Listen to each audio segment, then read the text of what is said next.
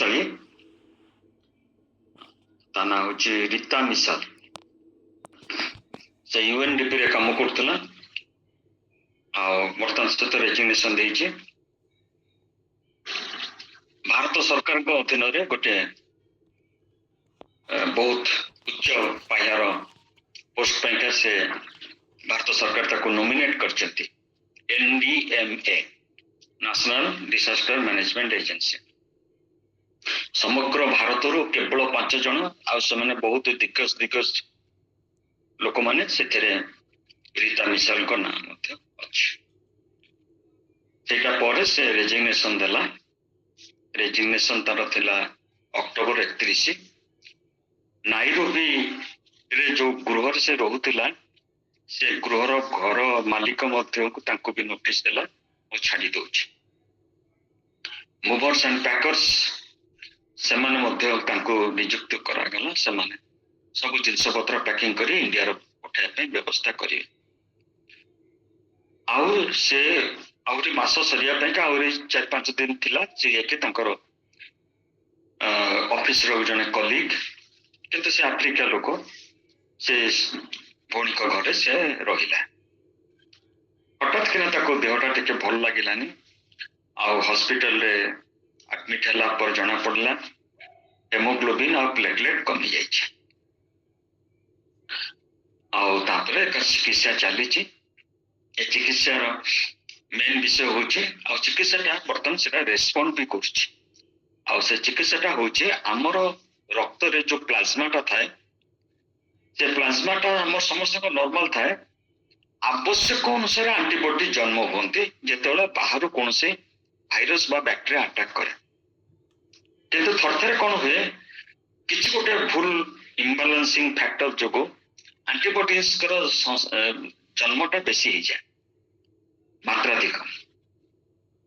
ତେଣୁ ଯେତେବେଳେ ମାତ୍ରାଧିକ ହେଇଯାଏ ସେମାନେ ଆମର ପ୍ଲେଟଲେଟକୁ ଖାଇଦେବେ, ଯୋଉଟା କି ମ୍ୟାଲେରିଆ ପେସେଣ୍ଟ, ଡେଙ୍ଗୁ ପେସେଣ୍ଟ ମାନଙ୍କର ଦେଖାଯାଏ। ସେମାନଙ୍କର ପ୍ଲେଟଲେଟଟା କମିଯାଇଛି, କମିଗଲା। ମୁଁ ଏଇଟା ସାକ୍ଷ୍ୟ ଦେବାର ମାନେ ହଉଛି ହଠାତ୍ କିନା କିଏ ଯିବ ତା ପାଖକୁ। ଆଉ ମୋ ସ୍ତ୍ରୀ ର ସେ ଗୋଟିଏ ଦିନରେ ଟିକାଟା ଭିସା ଭିସା ଆମମାନଙ୍କ ଡକ୍ଟର ଜିସି ବର୍ଦ୍ଧନ ସେ କରିଦେଲେ ଏବଂ ସେ ତା ପରଦିନ ବାହାରିକି ଗଲା ଆଉ ସେ ଏଠି ପହଞ୍ଚିକି ବର୍ତ୍ତମାନ ମିଲି ପାଖରେ ଅଛି। ମୋର ଏଟା କହିବାର ଉଦ୍ଦେଶ୍ୟ ହଉଛି ଯେହେତୁ ଆମମାନେ ପ୍ରଭୁଙ୍କ ପାଖରେ ସମର୍ପିତ, ପ୍ରଭୁ ଆମମାନଙ୍କର ସମସ୍ତ ବିଷୟକୁ ସୁପରିଚାଳନା କରନ୍ତି। ଧର ଇଣ୍ଡିଆ ଆସିବା ଭିତରେ ବା ସେ ଜଏନ୍ କରିବା ପରେ ଯଦି ହେଇଥାନ୍ତା କେତେ ବଡ, ପୁଣି ଏତେ ନୂଆକରି ଜଏନ୍ କରିକି ଏତେ ଛୁଟି ମାଗିବା ବି ବଡ ଦୁଃଖଦାୟକ। କିନ୍ତୁ ପ୍ରଭୁ ତାଙ୍କର ଯୋଜନା ଅନୁସାରେ ସେ ଠିକ ସମୟରେ ସେ ବାହାରିବା ପୂର୍ବରୁ, ଆଉ ସେଟା ଗୋଟେ ଭଲ ଡାକ୍ତରଖାନା ଆଗା ଖାଁ କଲେଜ ଆଣ୍ଡ ହସ୍ପିଟାଲ, ବେଶ ନାମକରା ହସ୍ପିଟାଲ, ବହୁତ ବଡ ହସ୍ପିଟାଲ। ଆଉ ସେଠିର ଡାକ୍ତର ମାନେ ଏତେ ସୁନ୍ଦର, ଏତେ ନମ୍ର, ଏତେ ଧୀର। ସେମାନେ ଆସିକିରି ପେସେଣ୍ଟ ପାଖରେ ବସିକିରି ସବୁ ବୁଝେଇବେ ତମର ଜିନିଷଟା ହେଇଛି କଣ, କୋଉ ଚିକିତ୍ସା ଚାଲିଛି। ଆଉ ଯେତେବେଳେ 2ଟା ଡୋଜ, କାହିଁକି ସେ ପ୍ଲାଜମାଟା ଟିକେ ମୋଟା, ହଠାତ୍ କିନା ବ୍ଲଡ ପରୀକ୍ଷା ଆମର ଦେହ ଭିତରକୁ ସେ ପଶିବନି, 5 ଦିନ ଲାଗିବ। ଆଉ ପ୍ରତିଦିନ 2 ଘଣ୍ଟା କରିକି ଦିଆଯିବ। ଏବଂ ସେ ଯେତେବେଳେ ଯିବ ସେତେବେଳକୁ ଆମ ଶରୀରରେ ପ୍ଲାଟଲେଟ ବଢିବ, ହିମୋଗ୍ଲୋବିନ ବଢିବ। ଆଉ ସେ ଡାକ୍ତର ମାନେ ବହୁତ ଖୁସି ଯେ ସୁନ୍ଦର ଭାବରେ ସେ ପ୍ଲାଟଲେଟ ଆଉ ହିମୋଗ୍ଲୋବିନ ବଢି ସାରିଲାଣି। ତ ଆମେ ଅପେକ୍ଷା କରୁଛୁ ସେ 5 ଦିନ କେବେ ହବ, ତାପରେ ସେ 2 ଜଣ ମିଶିକିରି ଇଣ୍ଡିଆକୁ ଆସିବେ। ଏ ହଉଛି ସାକ୍ଷ୍ୟ। ଏଇଥିପାଇଁକା କହିଲି ଯେ ଆମମାନଙ୍କର କୌଣସି ପ୍ରାର୍ଥନା, ଆଉ ଯେତେବେଳେ ବି ଯାହା ହୁଏ ମୁଁ ଏଇ ପ୍ରେୟାର ମିଟିଂରେ ସମସ୍ତଙ୍କୁ ଜଣାଇଥାଏ, ଆପଣମାନେ ପ୍ରାର୍ଥନା କରିଥାନ୍ତି, ତାର ସୁଫଳଟା ବର୍ତ୍ତମାନ ଆମେ ପାଉଛୁ। ଆଜି ଯୋଉ ଆମେ ଥିଲୁ ଟ୍ରାଏଲ୍ସ ଆଣ୍ଡ ଟ୍ରିବୁଲେସନରେ, ପ୍ରଭୁ ଆମମାନଙ୍କ ସାଙ୍ଗରେ ଅଛନ୍ତି, ସେ ଗ୍ରେସ୍ ପଠାନ୍ତି।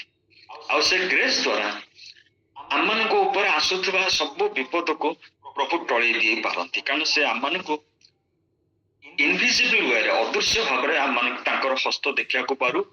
ସେ କିଭଳି କାହାକୁ କୋଉଠି ବ୍ୟବହାର କରି ସେ ଜାଣିଛନ୍ତି। ଆଉ ମୋର ସ୍ତ୍ରୀ ମଧ୍ୟ ଠିକ ସମୟରେ ବାହାରିକି ଗଲେ। ଆଉ ସେଠାରେ 2 ଭଣ ଅଛନ୍ତି, प्रभु को पाखरे ये मागुचे खूब शीघ्र से जमते रिकवरी करू तार संपूर्ण से नॉर्मल स्टेज को पळै आसो से प्लेटलेट आ हेमोग्लोबिन आउ से मन को डिस्चार्ज करले से माने भारत को फेरी आसे। Thank you very much, God bless. Praise the Lord. बहुत बहुत धन्यवाद विनय भाई सुंदर साक्ष्य।